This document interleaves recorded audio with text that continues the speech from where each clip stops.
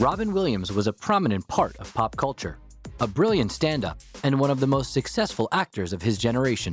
One of our more serious actors. Yeah. Olivier, yo. Yo. During his decades in the business, Williams enjoyed massive success, but expensive divorces took a toll. Williams wanted his exes to be well cared for, but it came with a big price tag. And even the best estate planning couldn't prevent a fight over his wealth after he died. The children were absolutely devastated. Their stepmother had filed court documents less than 5 months after their father passed away, and just a few days before Christmas. On this episode of Fortune Fights, husband and wife media experts and attorneys Danielle and Andy Mayoras detail how Robin Williams amassed a $100 million estate, the unexpected battle after his passing, and the legacy that he left behind. Carpe diem.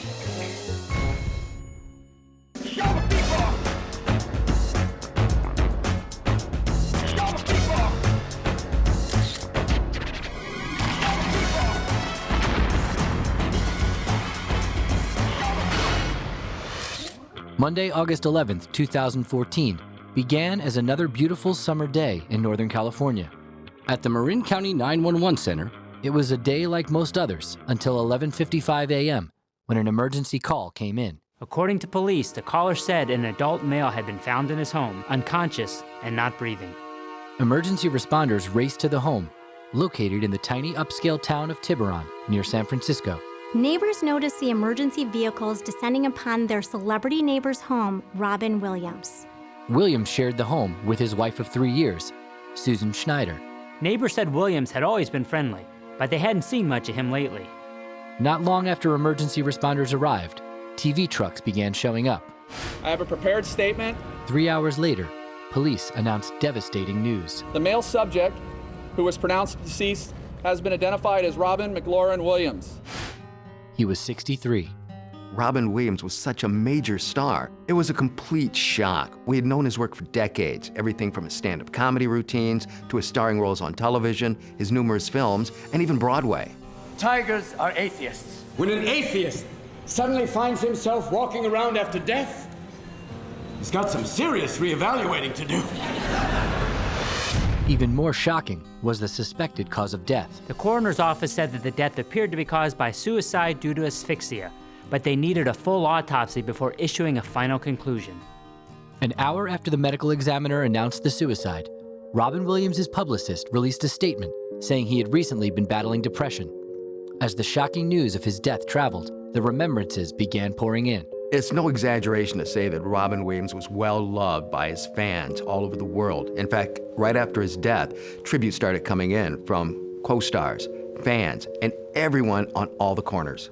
Williams' wife Susan also issued a statement. She said not only did she lose her husband and her best friend, but the world lost one of its most beloved artists and beautiful human beings. Within hours of his death in San Francisco, fans began leaving messages and loving remembrances at the house from his beloved film, Mrs. Doubtfire. Williams' star on the Hollywood Walk of Fame was also transformed into a memorial by grief-stricken fans, and Broadway dimmed its lights in honor of one of their own. With the outpouring of love and grief, there were also questions. How could this have happened? Still, there were more questions surrounding the division of his estate between the surviving members of his family. Before Williams passed away, he had already begun downsizing. His 2 divorces had cost him upwards of $20 million, and he had come up publicly and said how expensive divorce was. Kiss your assets goodbye. As a beloved comedy giant and brilliant actor of his generation, Robin Williams' fame and fortune attracted lovers, fans, and a slew of legal battles. Attorneys Danielle and Andy Mayoras examined the fortune fights that followed him throughout his life and afterward. Over the course of his career, Williams was well loved by a legion of fans, but his early years growing up in suburban Chicago were lonely ones. Williams was an only child born to Robert and Laura Williams in 1951. His dad was an automotive executive who traveled away for work quite a bit, and his mother was a former model who did a lot of charity work and was gone from the house a lot. The family lived in a large home in the exclusive suburb of Lake Forest. As an only child, Robin Williams spent a lot of time alone, but fed his imagination by playing with his vast array of small toy soldiers. As he grew older, he made friends in his neighborhood, but at school, friendships were harder to come by. In middle school, Williams used to spend a lot of time avoiding bullies. He said that he learned to tell jokes so that he could avoid being beaten up. In 1963, when Williams was 12, the family relocated to Detroit. And with no friends to play with, Williams grew his pretend army of toy soldiers, creating complex battle scenes. It's just the idea of those, the miniatures coming to life. As a kid, I always would hope my soldiers are going to come to life. Listening to the radio also sparked a love for impersonations. Because I grew up in Detroit, I used to hear these guys on the radio, these hardcore Baptist preachers. Oh, baby, please. And I think that was, for me, the part that made it fun to do. In some of the rare time spent with his father, Williams was occasionally allowed to stay up and watch late-night TV. One night, they saw legendary comic Jonathan Winters, who was known for his improvisations. My dad was, a sweet man, but not the easiest laugh. And Jonathan came on the old Tonight Show with Jack Parker. Are you allowed to say Tonight Show? Mm-hmm. Okay, cool. Jonathan came out wearing a pith helmet, and Jack said, "What are you, John?" He said, "I'm a great white hunter." And Jack said, "What do you hunt?" He said, "I hunt mainly squirrels." And then he said, "How do you do that?" "I aim for the little nuts." And I was my father just went, "Oh!" And I went, "Who is this man?" Yeah. Williams was inspired. He was eager for attention at home, and he would often perform for his parents. His mother in particular loved his characterizations and improvisations, and those, of course, would later become his trademark. I feel like the Pope. In the summer of 1968, 17-year-old Williams and his family moved again, this time to the San Francisco Bay Area and the tiny, prosperous community of Tiburon. Moving to California in the 60s was a complete culture shock for Robin, who had spent most of his life in the Midwest. San Francisco took a lot of getting used to. Redwood High School, where Robin Williams enrolled as a senior, was a sharp contrast to the strict college prep high school he attended in Detroit. But Williams blossomed in California, where school uniforms were replaced by blue jeans and tie-dye shirts. After high school, he moved south to attend Claremont Men's College, in a small town 40 miles outside Los Angeles. Williams went to Claremont to study political science, but there he took a theater class and it changed everything. He started excelling in theater and flunking all of his other classes. After 1 year, his father said, "I'm not paying for this anymore," and he made him come home. For the next 3 years, Williams lived at home while studying acting at the local college of Marin. Robin told his father that he wanted to pursue a career in acting, and his father said, "Well, it's great, follow your dreams, but you also need a backup plan, like welding." Welding would have to wait. Williams was fiercely committed to performing. In 1973, at 22, he earned a 4-year scholarship to study drama at the prestigious Juilliard School in New York. The classical training at Juilliard wasn't a good fit for Williams' freewheeling acting style. Williams left school and moved in with his parents in Tiburon while he worked at comedy clubs. He became a regular at a comedy club called Holy City Zoo, where he also was a bartender. One night in 1976, Williams was behind the bar when he met Valerie Velarde. Valerie was an aspiring dancer who was finishing up her dance masters at a local college while waitressing on the side. When her and Williams met, they hit it off immediately. At 26, Velarde was a year older than Williams and was charmed by his quick wit and humor, while he was drawn to her Italian beauty. The two fell in love, and within a month were living together. Just as he'd entertained his mother, Valerie became Williams' personal audience. She helped him hone material, and she realized pretty quickly that his talent was way too big for San Francisco. 6 months into their relationship, Williams and Velarde moved to Los Angeles. He worked the comedy circuit, landing a regular gig at the Comedy Store on Sunset Boulevard, where he earned $200 a week. Robin's regular performances at the Comedy Store became a big draw for the fan. Also, TV execs began to take notice because they're always looking for new talent. Wednesday. Here's laughing. With Robin Williams, Frank Sinatra, James Garner, Flip Wilson, and Cindy Williams. Sell my clothes, I'm going to heaven. In 1977, when he was 26, Williams landed a recurring spot on the NBC revival of the show Laugh In. Williams was hired for $1,500 a week, which translates into $6,200 a week now. He was thrilled and felt like he hit the big time. But the show was canceled after 14 weeks. Williams quickly landed another gig on The Richard Pryor Show, but it too was canceled after only 4 episodes. It was a tough and disappointing time for Williams. He was really looking forward to letting loose on TV, but within the same year, he was part of 2 TV shows that both bombed. Despite 2 failed series, Williams was becoming hot on the comedy circuit and on the verge of getting his big break. But a meteoric rise in success would come with a hefty price tag. The death of John Belushi was not only a shock, but would also leave Robin Williams in serious legal jeopardy.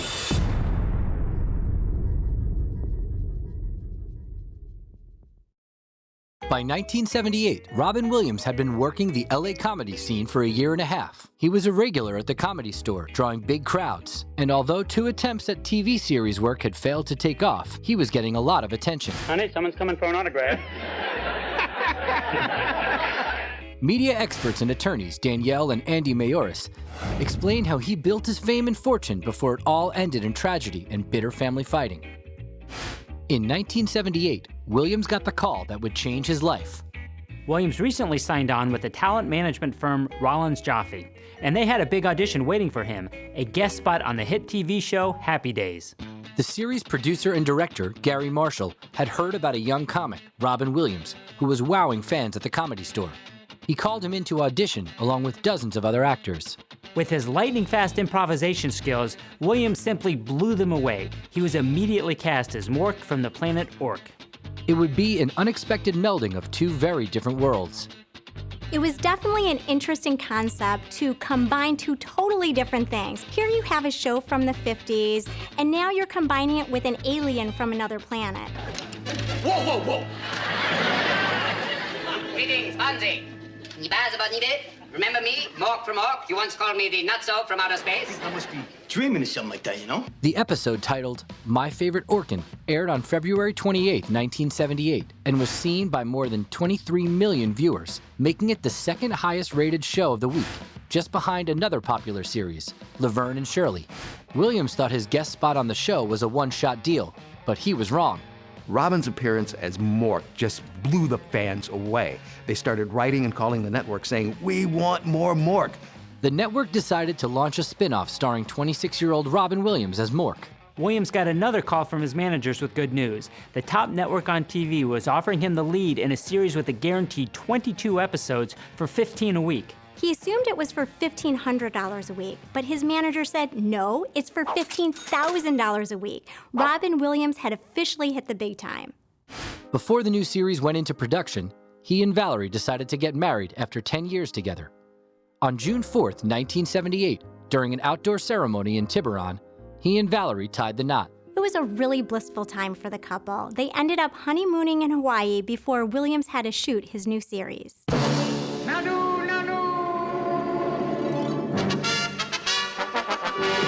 The series Mork and Mindy, starring Williams as Mork and Pam Dauber as Mindy, was an instant hit. Williams signed a contract reportedly valued at $3 million for 5 years. In 1979, his management team renegotiated the Mork and Mindy deal. They were able to double his salary to $30,000 a week. During the series' 4-year run, Williams got to work with his idol, Jonathan Winters, when he made a guest appearance on the show, playing Mork's son. Maybe you and I could band together against him. Won't be the best father and son team since Raymond and Aaron Burr. In between seasons, he kept doing live stand-up performances. He also took another leap during his hiatus from the show, this time onto the silver screen. Williams' management team had long thought that he was made for the movies, and they ended up having a film in mind. It was a $20 million Disney musical based on the comic book character Popeye. Williams took the part after being encouraged by his good friend and former Juilliard buddy, Christopher Reeve, who found success playing another comic book character, Superman. Williams' deal for Popeye took him to an entirely new level. He was paid $500,000 plus a small percentage of profits. In 1980, this was a big deal. Popeye, starring 29-year-old Williams in the title role, earned him $500,000 and opened in December 1980 to mixed reviews. It earned $50 million at the box office, making it the 12th highest-grossing film of the year, but still wasn't the blockbuster Williams had hoped for. He went back to shooting Mork and Mindy, but unfortunately, things weren't going so well. The ratings started to slip in the 3rd season, and so did Williams. What were your days in television like then compared to what we're experiencing now? I don't remember a lot because I was on everything but skates back then. Is that true? Very much so. Thank God that TMZ didn't exist back then because I would have been 24 hours. Hi, what are you doing? Hey, hi, nice to meet you. His meteoric rise in Hollywood, with all its money and fame, had also come with supersized temptations, including drugs, alcohol, and despite being married, women. One time I came in, I was so hungover, the director gave me notes. He would go like, Robin, wake up, we want you on that side of the stage. Wow. It was rough. Having worked the comedy club circuit, Williams was no stranger to drugs and booze, but as his celebrity grew, So did his substance abuse. It's very common to see someone's alcohol or drug abuse surface and increase when one's career is on the rise. It often adds additional stress and pressure. In the early 80s, Williams was heavily into drinking and taking drugs, sometimes with another comedian who shot to stardom, John Belushi. But on March 5th, 1982, it all came to a tragic end. John Belushi had been staying at the Chateau Marmont right off the Sunset Strip. Now, after Robin Williams got done with one of his sets at the Comedy Store, he decided to go over and visit Belushi. Also there that night was actor Robert De Niro, as well as a woman named Kathy Smith, a former backup singer and groupie who had easy access to drugs. Williams would later say he didn't stay long because Smith made him uncomfortable. The next day on this set of Mork and Mindy, Williams' co-star Pam Dauber had some tragic news to share with him. John Belushi had died. Hearing that news shook Williams to his core. He'd just been with Belushi a few hours earlier. Making matters worse, Kathy Smith reportedly admitted to injecting Belushi with a deadly combination of heroin and cocaine, known as a speedball. She also claimed that Williams and actor Robert De Niro had done cocaine with Belushi the night he died. Kathy Smith faced a potential second-degree murder charge. If so, Williams and De Niro could also be charged under California's felony murder statute. Williams ended up testifying before a Los Angeles grand jury, and he admitted he had done cocaine that night. But neither Williams nor De Niro were ever charged with any crimes or even police suspects. Kathy Smith, however, was charged with second-degree murder. She ended up pleading to involuntary manslaughter as part of a plea deal with prosecutors. She was sentenced to 3 years in prison. Having had the potential to derail his career and future success, the death of John Belushi was a huge wake-up call for Williams. He had been living in the fast lane for quite some time. He realized how dangerous and risky it was. Hard partying and womanizing had taken a toll on his 4-year marriage as well. After Belushi's death, he recommitted to his wife Valerie and cleaned up his act. He cut back on his substance use and his alcohol consumption dramatically, almost to the point of nothing. That summer, Velarde became pregnant, and the next spring, she and Williams welcomed a son, Zachary. After the birth of his son, Williams cut out everything. He had a reason to show up differently to life. He was a father. He didn't do it like many people with rehab or AA. Instead, he did it completely on his own, cold turkey. Robin Williams would later say how grateful he was to have had the support of his wife and family to help him survive the pressures of celebrity and addiction and come through to the other side. With Williams' sobriety came a new direction and new heights in his career. But old temptations would come back to haunt him, this time in a very public way that could threaten his new success. A trial would have exposed secrets about his sex life, his health, and his infidelities. In 1983, after the birth of his son Zachary, 32-year-old Robin Williams was by all accounts a new man. After years of drug and alcohol abuse, he was completely clean and sober. And professionally, Robin Williams was on top of the world, finishing up a 4-season run on the hit TV series Mork and Mindy, performing stand-up comedy on stage and TV. He also began to use his star power to raise money for charity. You're actually supposed to stall for time while people outside stealing shit out of your cars. Over the years, he supported scores of charities, raising millions of dollars. But it wasn't all comedy all the time. Williams, with his classical training, was also drawn to drama, and he wanted to be taken seriously as a dramatic film actor. In 1982, he appeared in the movie The World According to Garp. 2 years after that, Moscow on the Hudson. Both were critically acclaimed, but they didn't do all that great at the box office. His critical success may have been good, but his personal life was another story. In 1984, after 6 years of marriage, Williams was struggling to stay faithful. Robin really tried to be a good husband and father, but he had some other vices that took him down some different roads, including an extramarital affair with Michelle Carter, who happened to be a waitress at the time. The affair began in 1984 and lasted about 2 years. After it ended, Carter filed a multi-million-dollar lawsuit. Carter sued Williams and claimed that he didn't tell her that he was infected with herpes. Carter was seeking $6 million in damages for negligence and infliction of mental suffering. Such a case was not without precedent. There have been verdicts in the state of California for millions of dollars awarded to individuals who were lied to about their partner having herpes. Robin Williams never admitted to having herpes and said that Carter couldn't prove her claim. Still, Williams' womanizing and the Michelle Carter lawsuit proved too much for Valerie. The erosion of trust was too great to overcome. In late 1986, she and Williams agreed to separate after 8 years together. Williams and Velarde signed a private out-of-court separation agreement. This included shared custody of their son on a flexible basis. For example, if Williams was on tour or shooting a movie, Zach would stay with his mom. But when Williams returned to San Francisco, he could see his son whenever he wanted. In the midst of the lawsuit and the separation, Williams' professional life was also chaotic, and he was looking to hire a personal assistant. He didn't have to look far. A woman named Marcia Garces had been working as a nanny for Williams and his family for the past 2 years. Marcia was looking to move on. She didn't want to be a nanny long term, but she did enjoy her relationship with Williams' son, Zach. So it seemed like a perfect solution for her to be Williams' personal assistant. She would have a new challenge and at the same time keep a close relationship with Zach. Williams hired her to be his assistant, and almost immediately she became a stabilizing force in his life. One of the first things that Marcia did was to urge Williams to go into therapy. What that did was help him understand what his limitations are and also have him go through his insecurities. Williams was working on himself, and his career was on fire. And in 1987, Garces traveled with Williams to Thailand for his next film project, Good Morning Vietnam. Her presence on the set was of tremendous value to Robin. She ran lines with him, did research with him, and also helped him develop the character.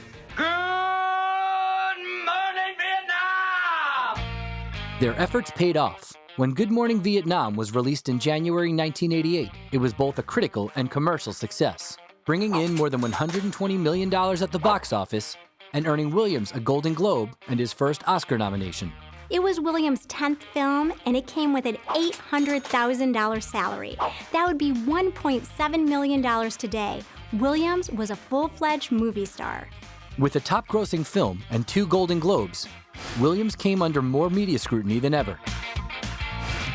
The headlines exploded in late 1988 as Williams filed a countersuit in his continuing legal fight with his ex-mistress, Michelle Carter.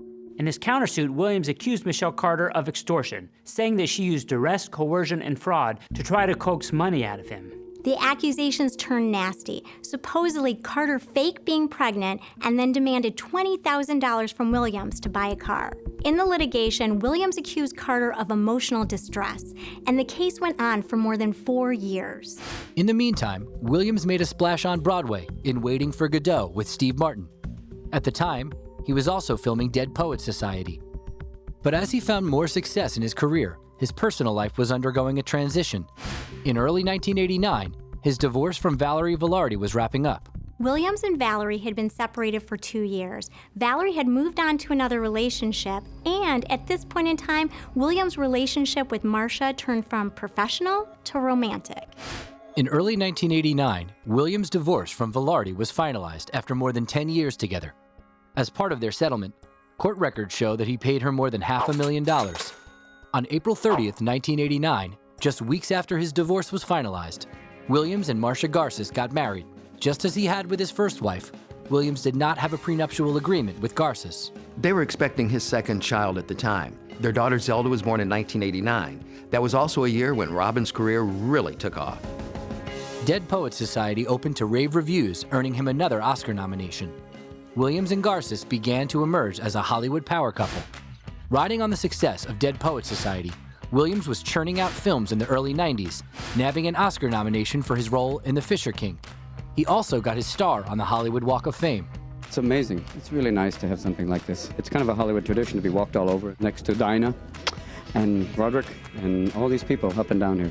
That same year, Williams and his wife welcomed a second baby, a boy named Cody. As a film actor, he was at the top of his game. With Oscar nominations, now he could command a $1 million salary, and he did when he got the role for Hook in 1991. But the next year, Williams' legal fight with ex-mistress Michelle Carter took center stage again. In August 1992, Williams tried and failed to have her lawsuit thrown out. The case was going to trial. This case, with lurid details about marital infidelity and STDs, had the potential for destroying Williams' career. Rather than taking the chance, on the eve of the trial, Williams decided to settle for a confidential amount. The case was settled out of court. Whatever amount Williams paid, it must have been substantial. Williams faced a significant financial risk if he didn't settle. With his reputation intact, Williams performed in the animated Disney film Aladdin, which opened in late 1992 to rave reviews and big box office numbers. Al, if you want a winner, Just be yourself. Thanks, Jeannie. It was Disney's biggest animated feature to date, raking in $500 million worldwide. Much of the credit goes to Robin Williams. His brilliant performance led the Golden Globes to create its first ever Special Achievement Award, presented to Williams in 1993. Disney's Aladdin down here, a little tiny Golden Globe. That's the size of the one I get. Aladdin was a passion project for Williams, who said he wanted to do it for his kids. He agreed to work for the union rate of only $75,000. But Williams had one big condition. Williams was adamant. He did not want Disney using his name or any of his voices in any of the advertising or promotion for the film. Offer void, we're prohibited by law. During his career, Williams routinely turned down offers to endorse products, so he was absolutely infuriated when Disney used his Aladdin voice to sell Disney merchandise. The experience had left a bad taste in his mouth. Williams didn't sue, but he felt betrayed. His beef with Disney went public, with Williams threatening never to work with the mouse again. Disney apologized, and as part of the apology, they gave Williams a Picasso painting worth about $1 million. Eventually, Williams accepted their apology. After the Aladdin dispute, Williams and his wife focused on a new project. Their first film project together was from a script Marcia had found called Mrs. Doubtfire. She also went on to become one of the producers.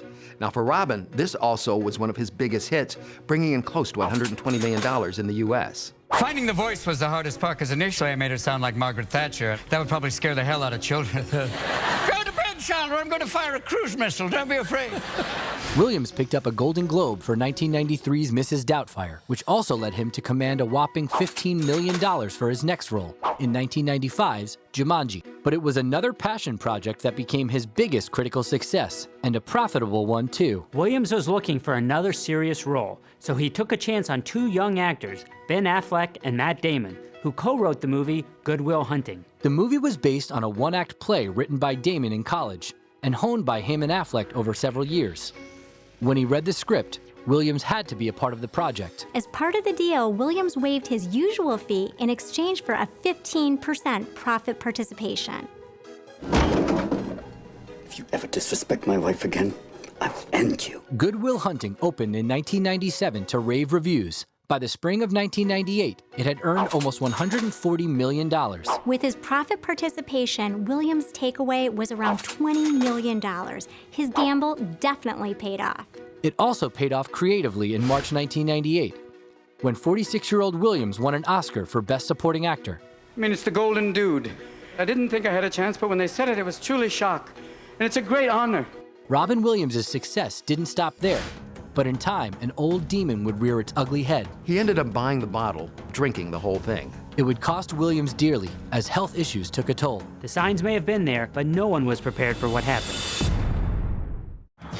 In March 1998, after winning an Oscar for his role in Good Will Hunting, 46-year-old Robin Williams had earned respect and validation as a serious actor. It's so nice to watch somebody else win. When they read the name and they go, and the winner for Best Actor is someone other than you. And you sit there and they keep the camera on you and you're supposed to go like, I'm so happy. Wouldn't it be nice? You could be really truthful and go, ah! Yeah! He'd resolved an ongoing legal battle. His next several years were prolific, but were not without their legal woes. Attorneys and authors Danielle and Andy Mayoras walk us through these fortune fights and detail the effect they would have on his financial future. And the judge said, all the money. It was a really creative time for Williams. He was beginning to explore more serious roles. Williams' performance in the hauntingly beautiful What Dreams May Come was singled out as heartbreakingly effective, paving the way for several more dramatic roles. In 2001, when Williams turned 50, he commanded a hefty $20 million for the film Bicentennial Man. It would be his biggest paycheck ever, but the movie, in which he plays a robot seeking to be human, did poorly at the box office, bringing in only $58 million. The movie received mixed reviews, and several other films that Williams did after that did not perform well at the box office. His star power and paychecks had started to shrink. Then in 2004, he fell off the wagon after 20 years of sobriety. It happened in the spring of 2004 while filming The Big White. Williams was on location far away in the isolated town of Skagway, Alaska. He wound up going into a local store and he saw a bottle of Jack Daniels. He couldn't resist. He bought the bottle and wound up drinking the whole thing. The drinking continued in 2005. Around Thanksgiving, Robin Williams really struggled with relapse. He kept drinking until 2006, when family members staged an intervention and urged rehab, which Williams underwent that summer. I went to rehab in wine country just to keep my options open. That fall, he received a Lifetime Achievement Award from the Hollywood Film Festival and joked about being grateful. A lifetime achievement, good. I'm still continent. I didn't have to put on the special pants. And it's nice to be here and among people that I admire, which is kind of cool. Remarkably, Williams appeared in a total of 6 movies in 2006, including Night at the Museum, which came with a $5 million paycheck. He appeared in fine form in January 2007, joking with reporters at the People's Choice Awards. But behind closed doors, Williams' marriage was suffering. After Williams relapsed, Marcia just felt like she couldn't trust him anymore. She felt that she could not depend on him. At the end of 2007, he and Marcia Garces separated. The next year, she filed for divorce. Given that this marriage lasted 19 years, a large payout for Garces was certain. California is a community property state, so any assets acquired during marriage, including income and appreciation of assets, have to be divided on a 50-50 basis. It appeared they did not have a prenup. One would think that Williams would have insisted on a prenuptial agreement after going through his first divorce, but shockingly, it doesn't appear that they had one. Garces reportedly got millions in the divorce. They eventually settled the divorce. The settlement noted that Williams earned $650,000 per month. Garces wasn't doing too bad either. She earned over $383,000 monthly. When everything was finished, the divorce process took roughly 2 years. Both divorces were expensive, reportedly costing Williams at least $30 million. Divorce, from the old Latin word divorciarum, meaning having your genitals torn out through your wallet.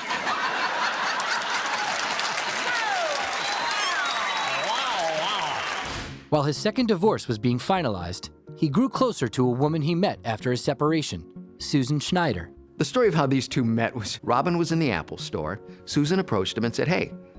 Schneider was an artist and designer, and the two hit it off immediately.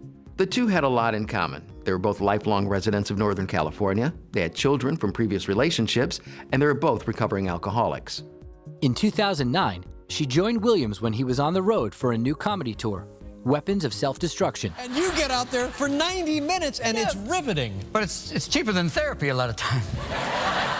Just a few weeks into the tour, while in Miami, Williams couldn't go on. While backstage, Williams began hyperventilating and clutched his chest. Williams had to cancel the show and was brought to a hospital where he learned that he would need open heart surgery to replace an aortic valve. On March 13, 2009, Williams underwent heart surgery at the Cleveland Clinic in Ohio. It was successful. He was able to go back and do his stand-up show, but he would not be able to do what he did before and had to slow down from the life he had before surgery. He didn't have one film credit in 2010. In 2010, his divorce from Marcia Garces was finalized, and the next year, he got back to work, but not on screen. In 2011, Williams returned to Broadway. With Schneider by his side, he starred in Bengal Tiger at the Baghdad Zoo. That October, the pair got married, honeymooning in Paris before returning to LA for the November opening of his new film, Happy Feet. Happy? Are you right now? I'm really happy. This is nice. Fully recovered from his heart surgery and leading a healthy, sober lifestyle, Williams talked about his happy home life. My wife is amazing. I just look at her and all of a sudden, I'm happy. It's amazing. Williams kept working in 2013 with ensemble roles in several hit films, and he returned to a TV series, the first since Mork and Mindy 3 decades earlier, this time appearing in The Crazy Ones on CBS. Williams was paid $165,000 per episode. He said he liked the steady work, plus he told friends he needed the money. Williams had continued making alimony payments to both ex-wives and had complained that both divorces cost at least $20 million. Now, Williams was still a star, but he wasn't raking in the money that he used to. In fact, in 2013, he put his Napa Valley home up for sale. At age 62, Williams was beginning to struggle with a variety of troubling ailments, including what appeared to be depression. In Robin's case, all of a sudden, he can't do what he normally does. The series The Crazy Ones was canceled in 2014, and after production wrapped in February, Williams' symptoms got worse. His wife later stated that her husband believed he was losing his mind. Then in May 2014 came devastating medical news. Robin Williams was diagnosed with Parkinson's disease. He was not willing to divulge that information publicly. The next several months were increasingly difficult. Williams' anxiety and depression got worse. Depression can be a lethal disease. People don't realize that. Number one reason for suicide is what? Uncontrolled depression. Sleepless nights and thrashing around in bed forced him and Schneider into separate bedrooms. On the night of August 10, 2014, Williams was restless, going in and out of her bedroom several times before going to his bedroom at 10:30. When Susan got up the next day, she noticed that Williams' bedroom door was closed, and she thought this was a good thing and that he was finally catching up on some much-needed sleep. Schneider went out to run some errands, but at 11 a.m., an assistant saw Williams' door was still closed and was locked. She slipped a note under the door asking if he was okay, but there was no response. At about 11:45 a.m., the assistant texted Susan and said she was going to go in the bedroom and wake Williams up. The assistant used a paperclip to open the locked bedroom door. Inside, she made a horrific discovery. Williams had hanged himself with the belt. There was no note, and Schneider told police Williams had never talked of suicide. As the world reacted with shock and grief, an autopsy would reveal a misdiagnosis. It turned out that Robin Williams did not have Parkinson's. While a contentious court battle broke out over Williams' last wishes. Court documents filed by the two sides outlined a bitter dispute over money and property. I have a prepared statement. The male subject, who was pronounced deceased, has been identified as Robin McLaurin Williams. In August 2014, the world was reeling from the sudden death of legendary comedian and actor Robin Williams, who was found dead in his California home at the age of 63. Neighbors say they would often see Robin Williams riding his bicycle down the street. In fact, as recently as last week, they say he seemed happy. Reaction came pouring in from friends, fellow comedians, actors. Everyone was paying tribute to Robin Williams. Makeshift shrines were put up around the country, and the internet was blowing up with reaction and grief. One of the most widely circulated images was bittersweet. It simply read, "Genie, you're free."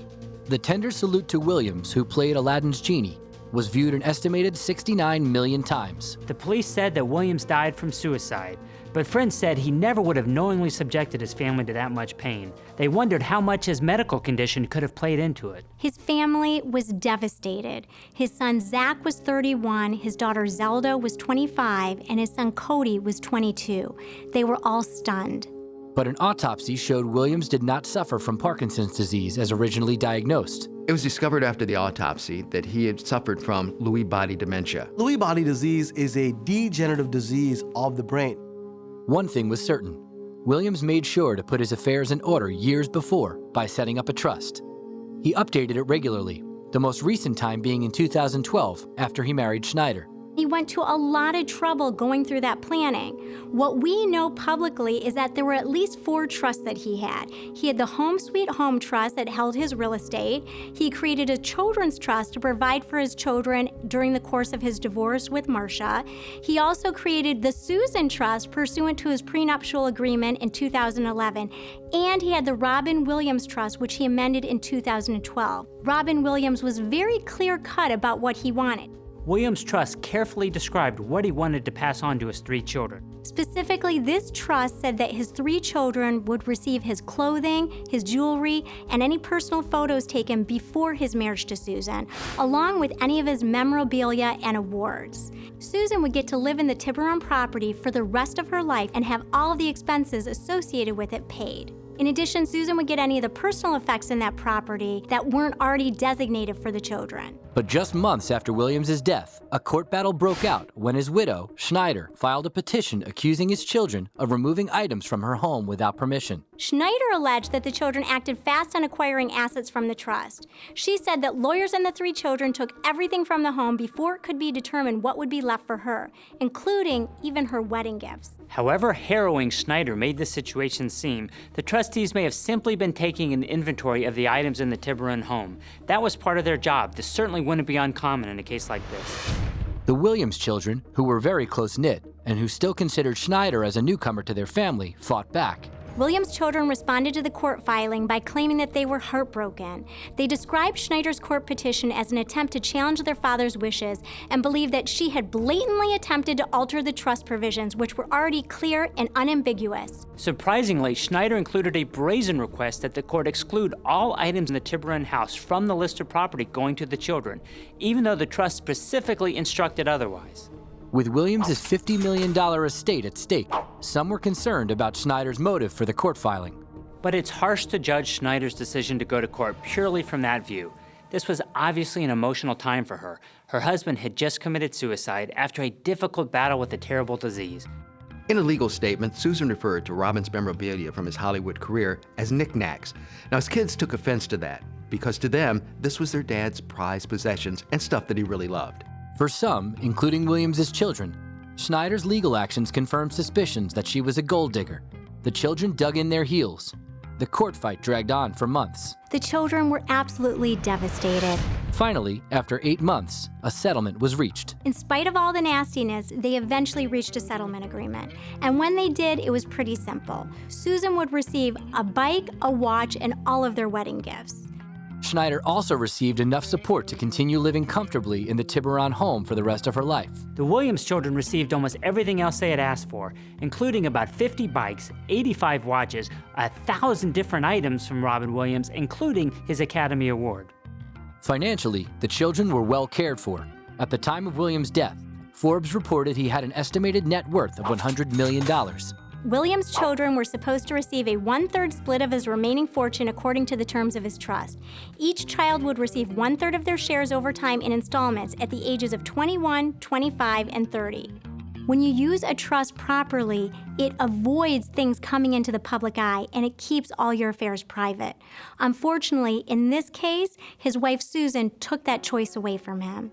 Despite his wild and crazy performances on stage and in film, and his struggles with substance abuse, Robin Williams showed caution and care in his estate planning. You really have to respect what Robin Williams did with his trust. Remember, when he created these documents, he was going through very difficult times dealing with depression, addiction, and other medical issues. Yet he still took the time to craft out a very specific and careful trust, appointing independent parties to try to make sure that his wishes could be followed.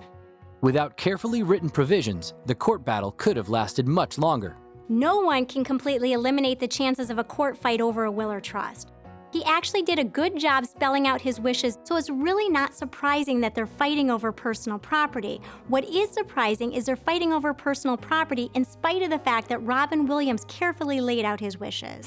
A valuable lesson from a man who also left behind a wealth of entertainment to be treasured for generations to come. You don't have to be a celebrity or even a multi-millionaire to benefit from a trust. Everybody of all different ages and demographics, if they want to decrease family fighting, maintain their privacy, can benefit from a trust. We can all learn from Robin Williams.